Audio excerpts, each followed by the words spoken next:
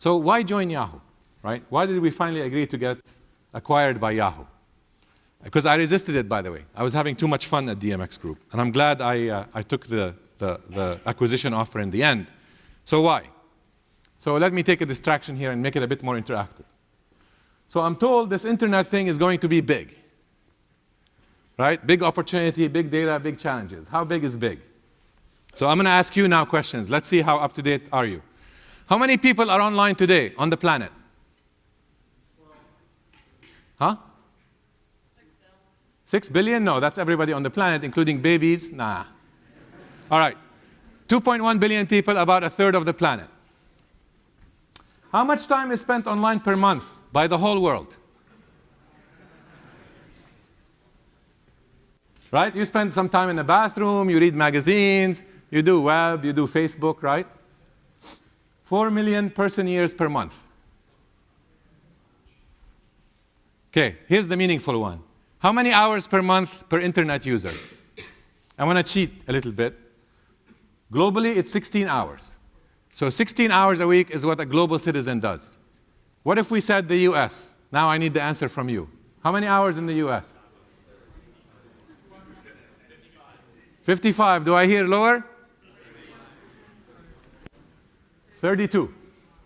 So we actually use the web, we consume online double the world average.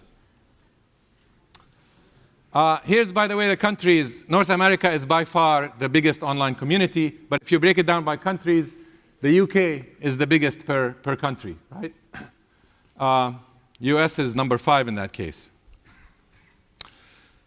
Now I'm going to ask you the tough questions. And I'm going to cheat on the first one. I'll let you cheat.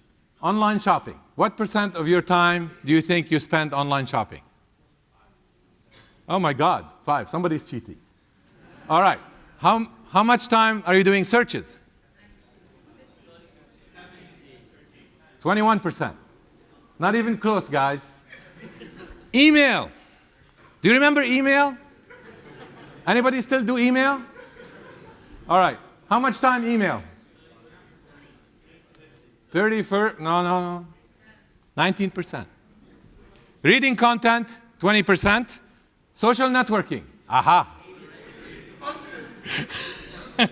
Yeah, I bet at your stage, at your age, it is 100%. 22%. Which is also surprising, right? I would have thought it's bigger. Multimedia sites? So these days we call that Netflix. Only 13%. Okay? I'm not going to spend time on sort of most popular activities. You can guess. Still, email is one of the most popular activity as well as search. We'll come back to why that's relevant. Top sites visited. Google gets 153 million visitors a month. What's number 2? Facebook. What's number 3? What's number 3, guys? Yeah. After, by the way, when I joined Yahoo, Yahoo was number 1. So today Yahoo is number 3. MSN is still relevant, believe it or not. YouTube, Microsoft.com, the site, AOL, and so forth, right? Actually surprising to me that these guys are still up there. And this is how much time we still spend on them per month. Okay. How many queries a day on Google? Come on, guys. 1 billion. How many tweets per day? Do you guys use Twitter? No? I use Twitter. I should have tweeted my talk here. All right. How many tweets per day?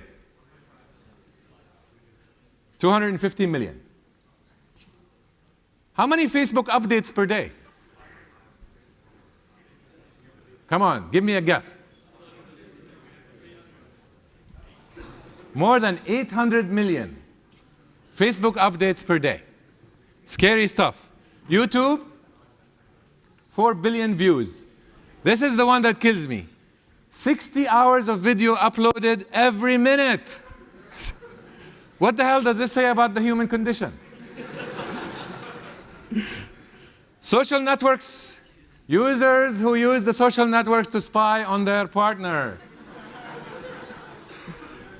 56%. That's what we use it for, right? All right, I have the sources here, and you guys will have the slides if you want them. All right, here's the last questions, and then I'm going to end this section and go to Yahoo. The country with the highest online friends. Come on. I heard Japan. What else? China? Brazil. The country with the least is Japan. All right.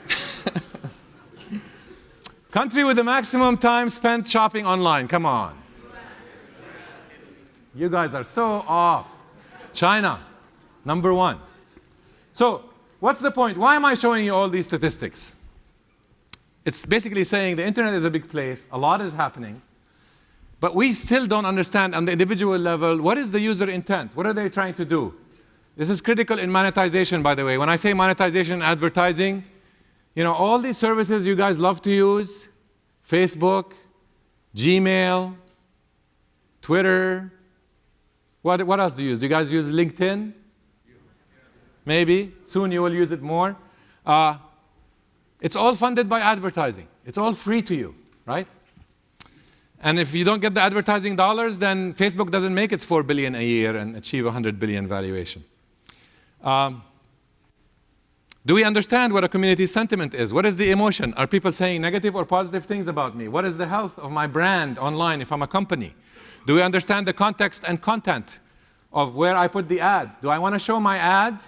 One of the famous examples is an article, a news article that basically talks about riots in Greece and how in Greece people are burning stuff in the streets. And right next to it is a travel vacation.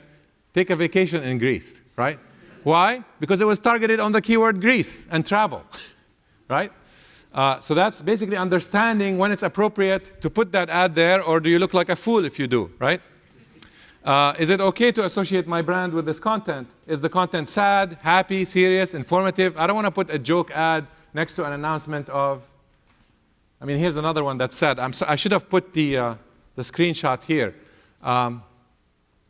There's an article that talks about the remains of a body being delivered home, you know, after a certain crash. And right next to it is an ad for UPS. Why? Because it's delivery, home, right? I mean, how the hell do these guys know, right? It's algorithms looking at it, right? And there's billions of pages on the internet, guys. It's a big place. So, Yahoo Big Data. I'm clearly not going to make it through my slides. All right. So, building a big business and targeting ads, building a new search technology. I'm going to skip this stuff. So Yahoo was and continues to be pretty big, 600 million users. Believe it or not, it's still up there. In my time, we collected 25 terabytes of data a day, right? Now, a terabyte. If I gave you a terabyte file, do you know what to do with it? No. Right. You cannot open it. You cannot sort it.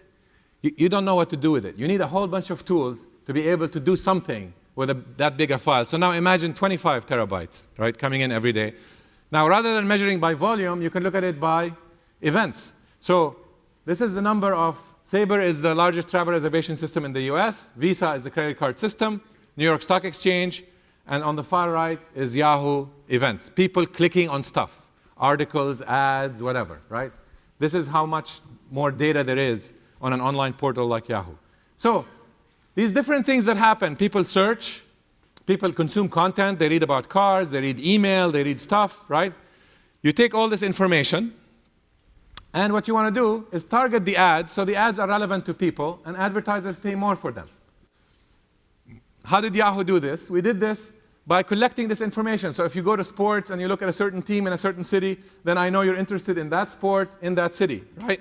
I know you might have somebody in New York. I know that you know how much time you spend per week on the internet.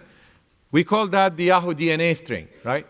And we had a lot of these variables, right? That basically describe, this is the profile that describes your use of a property like Yahoo. Google has similar things, etc., right?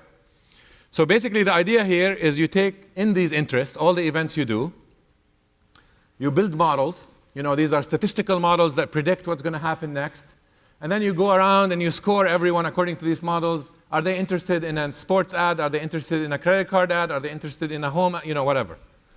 And you finally find targets and you show them the ads that are more relevant to them. This is called behavioral targeting. Why is it important? Because in a place like Yahoo, if you're a car company like GM, you would love to put your ad in Yahoo Autos where people are looking at automobiles, right?